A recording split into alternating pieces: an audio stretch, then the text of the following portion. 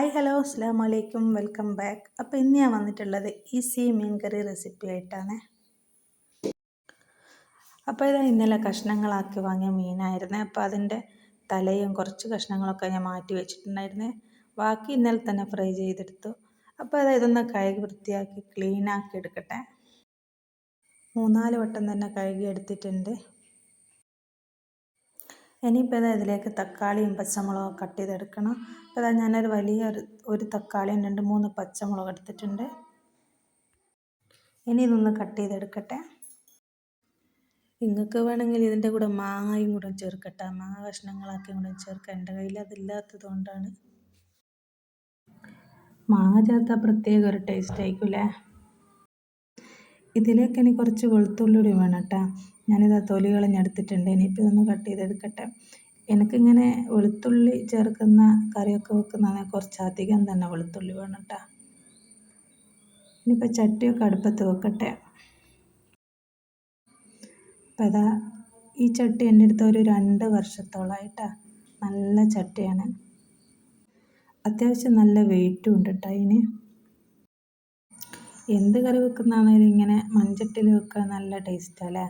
മീൻ കറിയും പിന്നെ ചിക്കൻ കറിയൊക്കെ ആണെങ്കിലും മൺചട്ടിയിൽ വെക്കുന്നതാണ് നല്ലൊരു ടേസ്റ്റാണ്.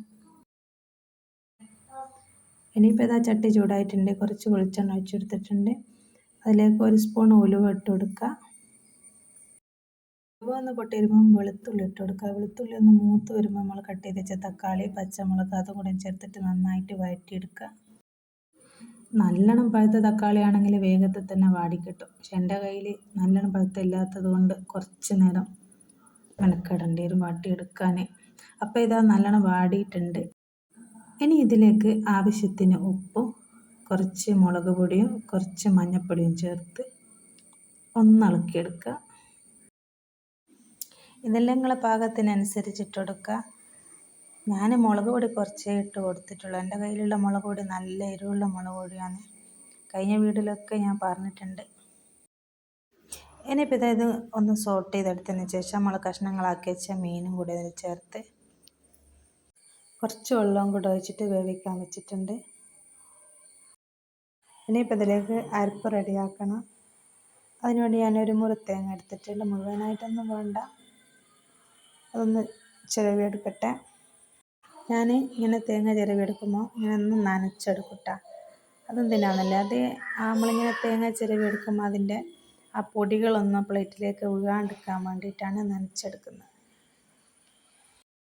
ഇനിയിപ്പോൾ തേങ്ങ ചിരണ്ടി എടുത്തിട്ടുണ്ട്. ഇനിയിപ്പോൾ മിക്സീൻ്റെ ജാറിലേക്ക് ഇട്ട് കൊടുക്കട്ടെ. നല്ല ഫൈനായിട്ട് തന്നെ അരച്ചെടുക്കണം കേട്ടോ മീൻ കറിക്ക്. പച്ചക്കറിക്കാണെങ്കിൽ അത്ര അരയുണ്ടാവില്ല. മീൻ കറിക്ക് നന്നായിട്ട് അര തന്നെ വേണം. ഇതിലേക്ക് ഞാൻ കുറച്ച് വലിയ ജീരകവും 2-3 ചെറിയ ഉള്ളിയും പിന്നെ ഞാൻ ചേർക്കുന്ന മല്ലിപ്പൊടിയാണ്. മല്ലിപ്പൊടി ഞാൻ കറിയിലേക്കായിട്ട് ഇടില്ല കേട്ടോ. ഞാനിങ്ങനെ തേങ്ങ അരക്കുമ്പോൾ അതിൻ്റെ കൂടെയാണ് ചേർക്കുക മീൻ കറിക്ക്. അപ്പോൾ കുറച്ച് വെള്ളം കൂടി ഒഴിച്ചെടുത്തിട്ടുണ്ട്. മക്കളിങ്ങനെ ഓരോന്ന് പറഞ്ഞ് സൗണ്ട് ഉണ്ടാക്കുന്നുണ്ട്. ഇനി ഇതൊന്ന് അരച്ചെടുക്കട്ടെ. അപ്പോൾ ആ മീൻ നന്നായിട്ട് വെന്ത് വറ്റി വന്നിട്ടുണ്ട്. ഇനി ഇതിലേക്ക് നമുക്ക് അരച്ച തേങ്ങയും കൂടെ ഒഴിച്ചു കൊടുക്കുക. ഇത് നല്ല കട്ടിക്ക് തന്നെയാണ് കേട്ടോ. അപ്പോൾ കുറച്ചുകൂടെ വെള്ളമൊക്കെ ചേർത്ത് ലൂസാക്കി കൊടുക്കുക. ഇനി ഉപ്പൊക്കെ നോക്കി കുറച്ച് കറിവേപ്പിലയും കൂടി ഇട്ടാൽ നമ്മളെ മീൻ കറി ഇവിടെ സെറ്റായിട്ടുണ്ട്. ഇത് ചപ്പാത്തിൻ്റെ കൂടെയും ചോറിൻ്റെ കൂടെയൊക്കെ കഴിക്കാൻ സൂപ്പറാട്ടാ. അപ്പോൾ ഇന്നത്തെ വീഡിയോ ഇത്രയൊക്കെയുള്ളൂ. വീഡിയോ നിങ്ങൾക്ക് ഇഷ്ടമാവുമെങ്കിൽ സബ്സ്ക്രൈബ് ചെയ്യണേ. പുതിയൊരു വീഡിയോ ആയിട്ട് വീണ്ടും വരുന്നത് വരെ ബൈ.